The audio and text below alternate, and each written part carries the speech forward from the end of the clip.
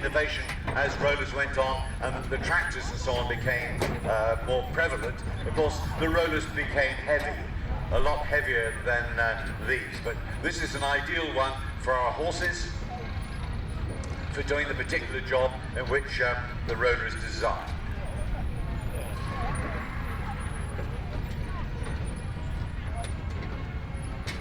So we're changing them all around now. Little slight delays because we're using the same horses for various pieces of equipment. And interestingly enough, with many of the heavy horses that you'll see this morning, they won't have actually been hitched into this equipment since this time last year when they were here. So you can see how very ably they adjust to this type of work. And that's done because they are well trained and they have tremendous confidence in their handler. They know that they aren't going to be asked to do anything which is going to disturb them or frighten them or anything like that. Now, with the roller, we have our two Percherons here, and entering into the ring now, another two Percherons. This is with David Curtis, and David has his two Percherons, and they're hitched into the bandit grass mower. Now, Percherons, in fact, can be two different colours. As you can see, we have a black one and a dapple one in here, a dapple grey. Now this is the mower here. Now this is a fairly simple piece of equipment. It'll sound very complicated perhaps when I explain it to you, but in principle it is reasonably simple. Again, it is wheel driven. You can see the two wheels on each side of the machine. On the outside of the rim of the wheels, there are little ridges. They are there for an obvious reason, that if in fact the land is a bit hard or even a bit wet and slippery, then that helps the wheels engage with the land. On the inside of those wheels, you will see another rim, which has got a lot of grooves on it, a lot of teeth on it if you like, and those engage with an axle which runs through the center of the machine. Again, from the axle, there's a rod goes across to our cutter bar. Now our cutter bar, because we're in traveling mode, is sitting up in the air. When it would be working, of course it would be parallel with the land. That galvanized guard on the front would be taken off, and it would reveal those fingers, we call them, those very, very sharp points. Now those sharp points are actually to guide the grass or the corn, but grass really in this particular instance, back onto the knife.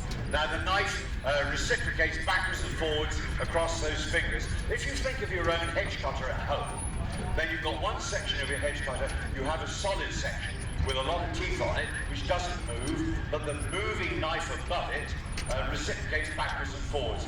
Exactly the same principle here. As you move into your crop, into your hay, the knife goes backwards and forwards, and it cuts the grass. And the forward motion of the mower moving through the grass actually takes it over the blades and drops it behind. And on the end of the cutter bar, there is a mold board. That is that piece of timber there. And that mold board actually keeps that width of grass that you've been cutting, it keeps it in one tidy, long strip. And there are two reasons for that. One is that it's easier to manage, and secondly, of course, is that when you bring in your other equipment to make your hay, then it is all in a tidier swath or width, and it's easier to cope with our other haymaking type machinery.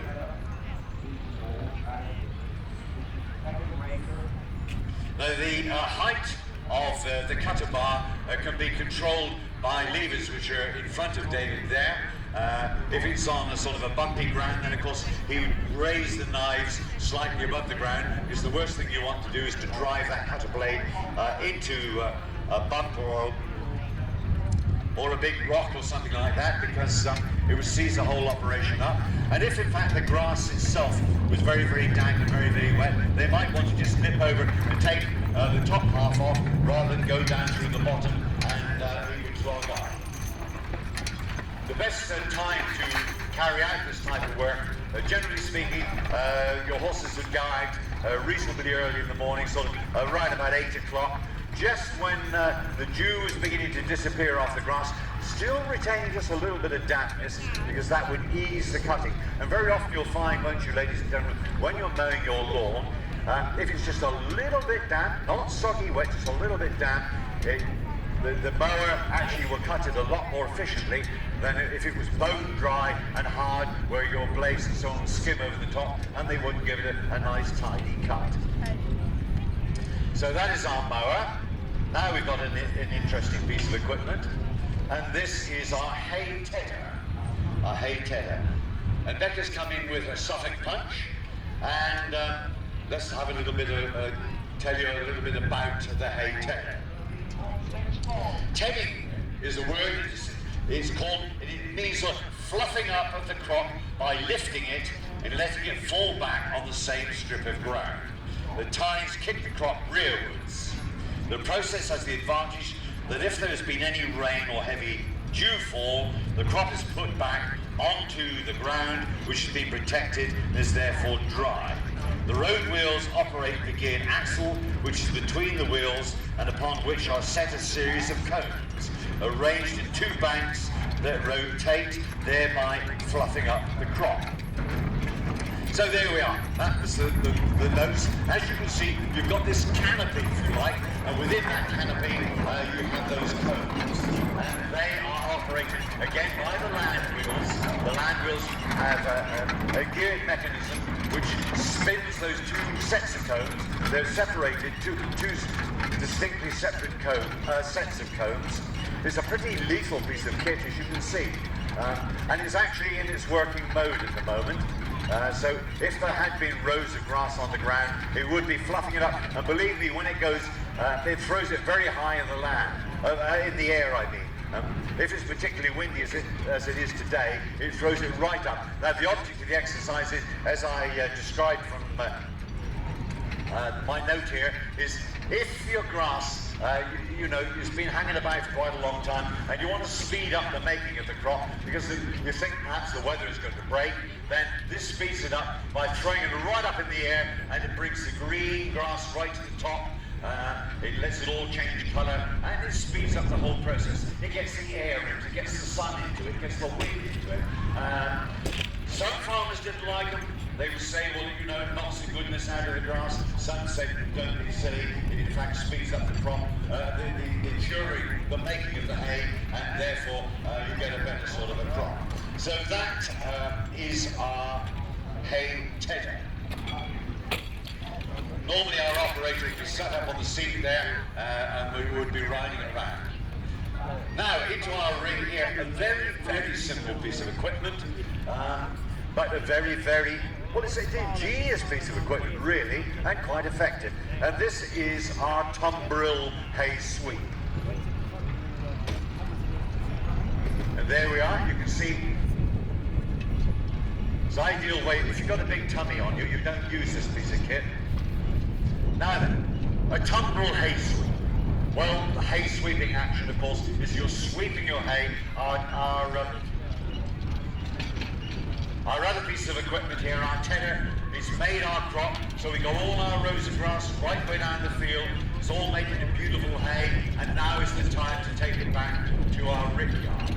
We sweep it back to the elevator with this sweep. Very, very basic, very, very simple. You've got one piece of timber there, it's got some teeth on the front, long wooden teeth. On the end of that beam of wood, there is a mechanism whereby the chain is attached. It's a swivel, really. So the chain comes back from the collar, on our horse, back through the harness, onto the swivel on the end of the sweep. Now, when we've got our load of grass on our sweep, when we get to the particular spot, the operator of the sweep, he grabs the handle, and you will see Alistair will demonstrate it now, and the horse keeps going, it doesn't stop, and by doing that, it actually deposits the hay. So you've got it up to the elevator, by swiveling it over, by turning and tumbling it over, you drop the crop at the elevator. And the horse keeps going. And by doing that, of course, the whole sweep, a very simple motion, it does turn over. If the horse stopped, then of course it wouldn't happen. But because he's turning over, the handle handles, the teeth in the first instance, and then the handles themselves, they help turn the whole thing at 360 degrees. So that is a method of moving our crop back to our elevator.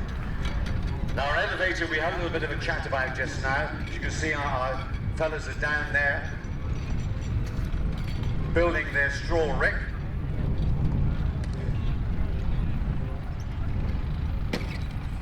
Now we've actually swept in our crop, but as you can see from a little bit of in the middle of the ring here, we've left a bit of it behind because the sweep was very, very effective. It doesn't actually catch up every single piece. Remember, there's a great deal of effort, a great deal of time, a great deal of energy has gone into producing our hay crop.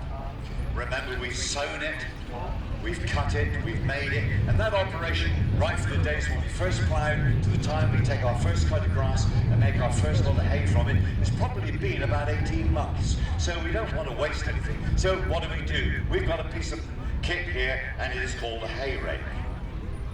Now the purpose of the hay rake is to draw loosely distributed hay into neat rows, working backwards and forwards across the hay field. As you can see, those large sickle-shaped tines are raised by slight pressure from the foot pedal or a hand lever, and they fall back into place by gravity. The raising motion is assisted by a ratchet and pull on the travelling wheels. The tines are hinged on metal frame, and being turned inwards, they slide under the hay, gathering it together and dropping it or dumping it. And usually these rakes, they can be 8 foot long or 24 teeth or tines, or 12 feet long and 36 tines. So having a look at the machine again, wheel driven as I described to you. Again, you've got a ratchet and pull. You see on the wheel, there's a center rod goes right the way through, and those curved spines are attached to that center rod. By pushing down the foot pedal when it's working, it lifts the whole of those teeth up in one go, and you can drop the grass that you've been, hay that you've been raking up, and it leaves this nice straight line. So when you come along with the loader, which is behind me now, or with our sweep, we can gather in that last bit. So a very, very simple piece of equipment, but very, very effective. Now then.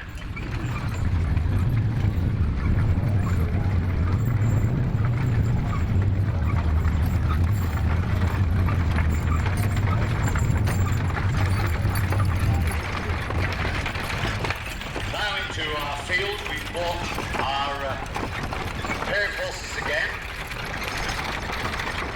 They're hitched up in a totally different way. Remember, one in front of the other. They're hitched into a wagon, and on the back of the wagon is a hay loader. So let's start at the front, shall we? You can see that when you're moving a wagon, a hay wagon, corn wagon, whatever you like, back from the field to the farm, it's probably a very, very heavy load. And so it's a lot easier, less strain on the horses if we're using a pair. It's hitched into a boat wagon. Boat describes the shape. The wagon has a head-tail nader or ladder, and that helps us to build the load up within the wagon. The wagon itself has the sides which are tapered, slightly tapered, and that again is a method of actually helping contain the crop within the wagon. If it was just a simple flatbed with no sides on it, no ends on it or anything like that, then of course there's a big danger of the crop actually falling off. So that's a very, very simple description of the wagon. Now attached to the wagon is a very interesting piece of equipment here. And this is a Bamford hay loader, Bamford being the company that produced it. It's chain driven from both of the land wheels, that's the big wheels at the back, which provides the power for the cranks that operate the rake arms. So you see those rake arms, they're going up and down. They're a series of bars carrying the tines and are given a reciprocating motion by the cranks, moving the crop up in a series of stages. As one group of tines disengages, another takes over. So that's the book description.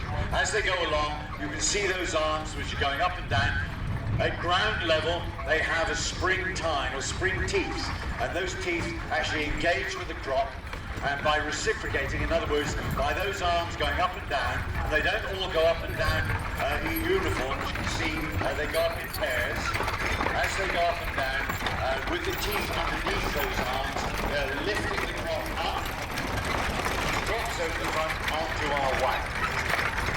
Now on our wagon there will certainly be one, there may be two of our farming workers, and they're up there, and what are they doing? They're actually loading our wagon. So it doesn't just fall willy-nilly onto our wagon and nothing happens to it. It needs to be loaded carefully, because by doing that you can get more on it, and also it is more stable.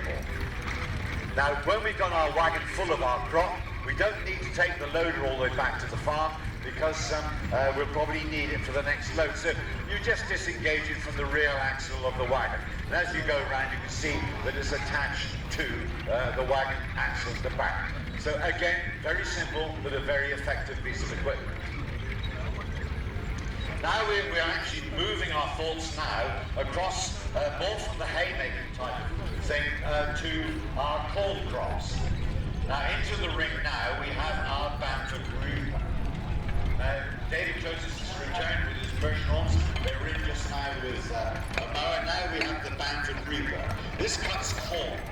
Now, again, the action of working the knives the principle is exactly the same as our grass mower, but in this instance, behind the knife bed, we have those long wooden, well, call them slats or teeth if you like, and you have another operator sat there, and what he's able to do is to build up our cut corn as the knives cut it onto those slats to the back, and by depressing a foot pedal he can rake it off, and he can rake the corn off as far as possible. When he becomes expert he can do this, and he leaves it in reasonable bundles.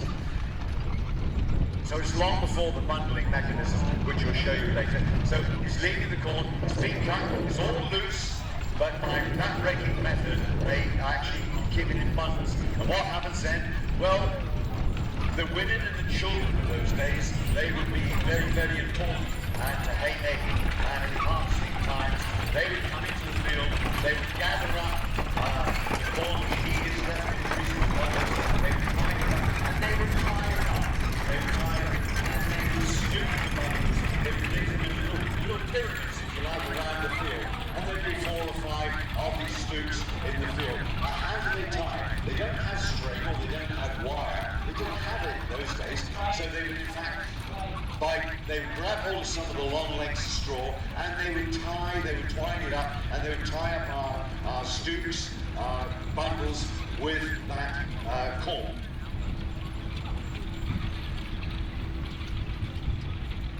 So again, you remember when I was talking about labour a little bit earlier on, I was mentioning how very intensive labour was on the farms in those days. As you can see, we have 2 men here, as you can see, with our wagon and our hay loader, minimum of 2, probably 3 men there. When it got back to the rick yard, there'd be another 3 or 4 men on the elevator, and so on. So very, very intensive. And those guys, when they were employed the whole year round, unless it was a big farm with a large acreage, when they would have some casual labour in, but most of the time it would be done by their own farm labour, and in peak times their wives and the children would become involved.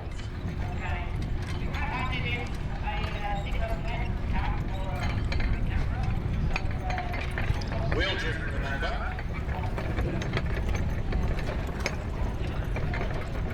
Now we're moving along in our progression. We're moving on to a more advanced stage of actually harvesting our corn crop. So there we are, we've got our corn in the fields there, and it's now ready for cutting. So we have Randy Hiscock here with his 3 soffit punches, Nevada and starts here in Florin, and they're hitched into a sunshine binder. Sunshine binder. Now the sunshine binder was imported from Australia in 1944, hence the word sunshine coming from the area of sunshine. Now the ships bringing these binders in, this is in 1944, remember, they had to dodge, first of all, the Japanese, because there was a world war going on, and we were fighting Japan there. If they managed to survive and get through the areas patrolled by the Japanese, they then had to face the German Navy, all on their way to the United Kingdom. So it was quite a feat actually to physically get the binder from Australia to the United Kingdom. Now, in order to qualify for a binder, the British farmer had to prove that he had sufficient work for such machinery. So, you know, they weren't haphazardly imported into the country. They were actually imported into the country in the World War, when everything was scarce, rationing was going on, and so on. They actually had to go to a farm that would require this machine and had sufficient work to keep that machine going at full strength. These binders were built, they were suitable not only to be horse propelled, but also to be propelled by a tractor. And towards the middle and the late part of the Second World War, gradually our horses were becoming less and less used on the land as tractors became more and more efficient, and they gradually took over from the horse. So this binder would be used, or could be used, by either a horse or a tractor. Again, wheel driven. Now the knotters, that is the piece of equipment which actually ties the knot. Let's go back a bit, shall we? We're actually cutting the crop. The same principle applies with the knives. We're reciprocating backwards and forwards. The crop is pushed over the knives. It drops onto that flat bed where you can see is the canvas belt. That canvas belt lifts the corn up onto the other canvas belt, which is sloped underneath Randall's feet, and it drops it into a machine which bundles it up and then ties it up in a knot. But those big sails, which are in front of Randy there, they're actually guiding our crop, guiding our corn down onto the knives. But as it gets over the top of the bed, it drops down, it's bundled up, and it's then knotted up, tied up. Now, some very ingenious guy, he actually had invented a piece of equipment which would actually mechanically get hold of the string, would bundle it, tie it around the bundle, and it would then tie a knot. So these knotters were actually developed by a well-known company called McCormick's, who took on the original invention, and they actually developed it, and it then became, well, it's a basic type of thing, and the same design where knotters are required are used in modern-day machinery.